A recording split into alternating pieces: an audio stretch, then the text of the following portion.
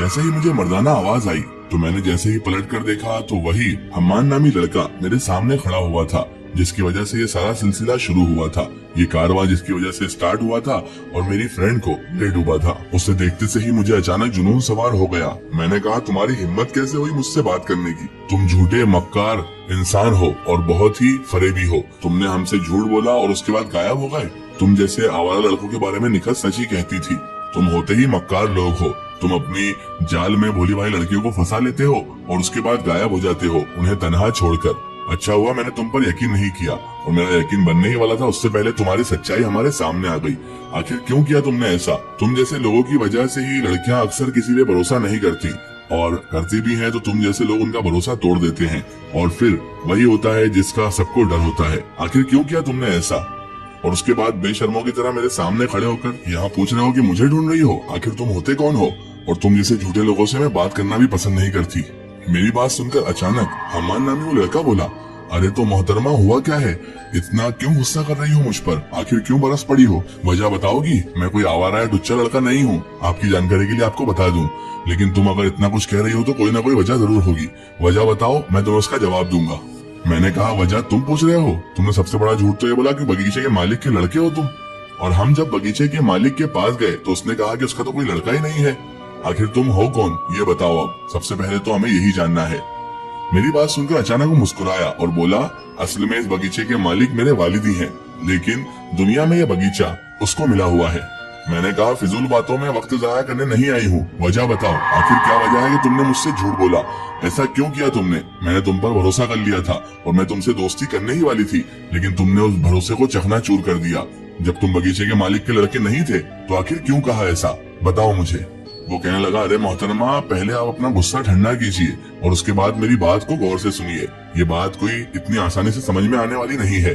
असल में ये बगीचा मेरे वालिद का ही था, लेकिन जो अभी बगीचे का मालिक है उसने उनसे हथिया लिया है, उनसे गलत तरीके से खरीद लिया है और उन्हें धोखा दिया है। इसीलिए मैं यहाँ पर बगीचे में बार बार देखने आता था उस मालिक को, ताकि मैं उससे अपने वालिद का बदला ले सकूं। उसी की वजह से मेरे वालिद आज इस दुनिया में नहीं है। मैंने कहा, तुमने एक और झूठी कहानी बना ली है ना? तुम्हारे वालिद इस दुनिया में नहीं है, कम से कम अपने वालिद को तो छोड़ देते। कब तक सबको भेंट चढ़ाते रहोगे अपने झूठ की? आखिर तुम अपने वालिद को भी नहीं छोड़ रहे।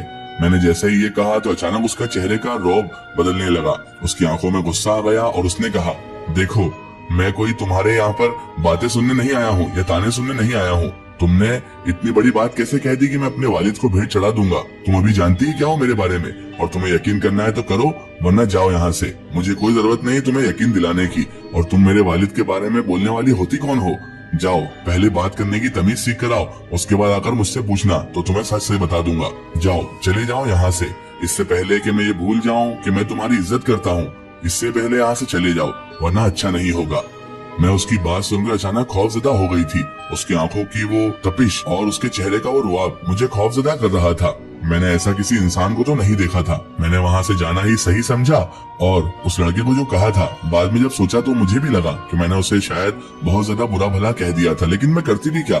निखत की ऐसी हालत भी तो उसी की जांच पड़ताल में हुई थी। मुझे कुछ समझ नहीं आ रहा था कि आखिर वो लड़का कौन है, क्या है और कहां से आया है। लेकिन आज उसने जो रुआबदार चेहरे से मुझे बात कही थी, उसके बाद मुझे इतना तो लग चुका था कि अगर ये गलत इंसान होता तो मुझसे मिलने हरगिज ना आता और मुझसे इतनी अच्छे से बात नहीं करता। अगर वो चाहता तो नई कहानी बना सकता था, लेकिन मैंने उसके वालिद के मामले में कुछ ज्यादा ही बोल गई हूँ। मैं वहाँ से घर तो आ गई, लेकिन उस चेहरे की तपिश, उस आंखों की शुआदगी सब मेरी आंखों में बसी हुई थी। मुझे अब बुरा फील हो रहा था। मुझे लग रहा था शायद मैंने निखत का उसी को जिम्मेदार मान लिया और उसे इतना बुरा भला कह दिया। मुझे ऐसा नहीं करना चाहिए था। वाकई मैंने उसके वालिद के बारे में बहुत बुरा भला कह दिया। मुझे ऐसा नहीं कहना चाहिए था, लेकिन अब मैं कर भी क्या सकती थी? अपने लफ्ज वापस लेने तो रही थी, घर तो आ गई थी, लेकिन बेचैनी सताए जा रही थी और बार बार उस लड़के का वो गुस्से वाला चेहरा सामने आ रहा था। मैंने शायद उसे बहुत गलत बोल दिया था। उसके वालिद इस दुनिया में नहीं है और मैंने कह दिया कि तुम इसका भी झूठ बोल रहे हो, अपने वालिद का भी फायदा उठा रहे हो। शायद मैंने उसका दिल दुखा दिया है। अब मुझे उससे माफी मांगना लाजमी है, क्योंकि पहले ही मैं अपनी एक दोस्त को खो चुकी हूँ। वो बेचारी इतनी ज्यादा मर्ज में बीमार है कि मुझसे बात तक नहीं कर रही। अब मैं किसी और का दिल नहीं दुखाना चाहती, और हो सकता है कि शायद वो सच कह रहा हो, उसके वालिद साहब के साथ हकीकतन कोई धोखा हुआ हो। वैसे भी जो बगीचे का अभी हाल फिलहाल में मालिक है वो शक्ल से ही बहुत बड़ा फरेबी और धोखेबाज लग रहा था मुझे तो। अब हो सकता है कि इस कहानी में सच्चाई हो। मुझे जाकर कल उससे बात करनी होगी और उससे तफसीलात समझनी होगी और उससे माफी भी मांगनी होगी अगर उसकी कहानी सच्ची निकली तो। लेकिन मैं कल उसके पास किस मुंह से जाऊंगी? पहले मैंने उसे बहुत कुछ बोल दिया है, अब कैसे उससे बातचीत करूंगी? और क्या वो कल वापस आएगा बगीचे में या बहुत दिन तक फिर नहीं आएगा? इसी बेचैनी में कब रात हो गई मालूम ही ना पड़ा। काम तो सब कर लिए थे लेकिन हलक से एक निवाला भी नीचे नहीं उतर रहा था। एक तरफ मेरी दोस्त बीमार थी, दूसरी तरफ मैंने एक भले इंसान को शायद बहुत कुछ बुरा भला कह दिया था, क्योंकि एक बात ये भी थी कि अगर वो गलत होता तो मुझसे दोबारा मिलने नहीं आता। बहरहाल रात काटना मुश्किल हो रहा था, सुबह का बेसब्री से इंतजार था। मैंने सोच लिया था कल निखत से मिलने के बाद उस लड़के की तलाश में बगीचे फिर से जाऊंगी और उससे कल बैठकर बात करूंगी तसल्ली से कि आखिर वो है कौन और ऐसा क्या हुआ उसके साथ कि उसने इतना बड़ा झूठ हमसे बोला था, या फिर वो झूठ था या सच, जो भी है कल अब मालूम करना है। इसी कश्मकश में नींद आने का नाम नहीं ले रही थी। रात के 3 बज चुके थे लेकिन नींद थी जो आंखों से कोसों दूर थी। बहुत कोशिश की तब जाकर कहीं जाकर मेरी नींद लगी। उसके बाद जब आंख खुली तो सुबह के 11:30 बज रहे थे। कम वक्त नींद थी जो आती थी तो जल्दी खुलती नहीं थी। अम्मी तो जा चुकी थी, इसीलिए मुंह हाथ धोया और नाश्ता वगैरह करके सीधे निखत के वहाँ चली गई। निखत के यहाँ गई तो निखत की आज भी वही हालत थी। उसने जैसे ही मुझे देखा उसकी आंखों से मुसलसल आंसू बहने लगे। मैं अपनी फ्रेंड की हालत देखकर बहुत ज्यादा टूट चुकी थी। समझ नहीं आ रहा था कि मैं इसके लिए क्या करूं, कैसे इसको अच्छा कर दूं। लेकिन एक और मसला था जो आज दरपेश था। मुझे उस लड़के से बात भी करना थी। हो ना हो उस लड़के से कोई ऐसी चीज तो मालूम पड़ना ही थी जो शायद सारी परेशानियों का हल बन सके। मैं निखत से मिलने के बाद सीधे घर बजाने के बजाय बगीचे चली गई और आज मैं अकेली गई थी। आज उस बच्ची को भी साथ लेकर नहीं गई थी जिसे कल मैं बगीचे लेकर गई थी। आज अकेली गई और झूले पर बैठकर उस शख्स को इधर उधर तलाशने लगी, क्योंकि मैं उसे ढूंढ भी नहीं सकती थी, उसका कोई पता ठिकाना तो था नहीं। बहरहाल झूला झूलते झूलते बहुत देर हो गई और मैं उदास हो गई, गमगीन हो गई और मैंने अपने हाथों में अपना सर पकड़ा और अपने खुद से ही बातें करने लगी कि चांदनी तूने ये क्या कर दिया। बेचारे भले इंसान का दिल अलग तोड़ दिया और उसको इतना बुरा भला कह दिया कि आज वो बगीचे आया भी नहीं। मेरी आंखों में आंसू थे। सामने एक तरफ निखत का चेहरा था और दूसरी तरफ उसी हम्मान नामी लड़के का। समझ ही नहीं आ रहा था कि क्या करूं। आंखों में खुश्की की बजाय अब आंसू थे। दिल ही दिल में अल्लाह ताला से माफी मांग रही थी कि मुझसे क्या क्या होते जा रहा है। तभी अचानक फिर से वही आवाज मुझे सुनाई दी।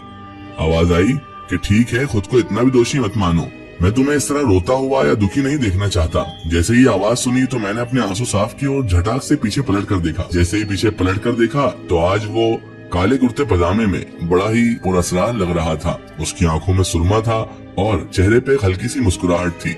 मैं समझ गई कि शायद इसने मुझे माफ कर दिया है, लेकिन मुझे इस बात पर ताज्जुब था कि इसे कैसे पता कि मैं यहाँ पर इसी का इंतजार कर रही हूँ या पछता रही हूँ। मैंने कहा, तुम्हें कैसे मालूम कि मैं यहाँ पर तुम्हारे लिए ही आई हूँ? वो कहने लगा, वो सब तो ठीक है, पहले अपना हुलिया सुधारो, ये लो। उसने मेरी तरफ एक बोतल बढ़ाई और कहने लगा, आंसू पोंछो और पानी पी लो, उसके बाद ही हम आगे की बात करते हैं। उसने जैसे ही बोतल बढ़ाई तो ना जाने क्यों मुझे उस पर ऐसा एतमाद हो गया कि मैंने उससे बोतल भी ले ली और जैसे ही अपने मुंह से बोतल लगाकर पानी पिया तो उस पानी में पता नहीं क्या खुमार था, पता नहीं कहाँ का पानी था जो इतना मीठा और इतना लजीज था कि मैंने अपनी जिंदगी में ऐसा पानी नहीं पिया था। शरबत जैसा वो पानी लग रहा था। मैंने कहा कि इसमें कुछ बेहोशी वोशी की दवा पिलाकर तो नहीं लाए हो?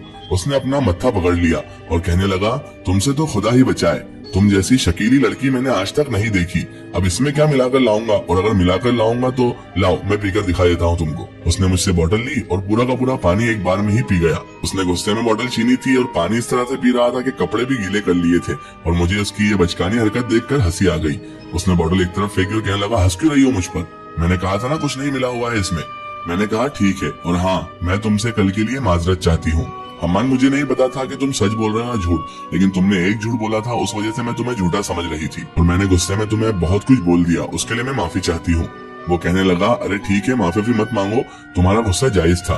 तुम्हें भी हकीकत कहाँ पता है, तुम्हें अभी बहुत सारी हकीकतें नहीं पता है चांदनी। अगर वो हकीकत तुम्हें पता पड़ गई तो शायद तुम मुझसे बात भी करना पसंद नहीं करोगी। तभी मेरे दिमाग में एक और फितूर आ गया और मैंने उस पर गुस्से में कहा, ऐसा क्या करते हो तुम? कहीं कोई 2 नंबर का धंधा तो नहीं करते जो तुम ऐसी बातें कर रहे हो? सच सच बता दो जो भी है। अभी दोस्ती करने से पहले मैं सब कुछ जानना चाहती हूँ, जो भी हकीकत है मुझे बता दो।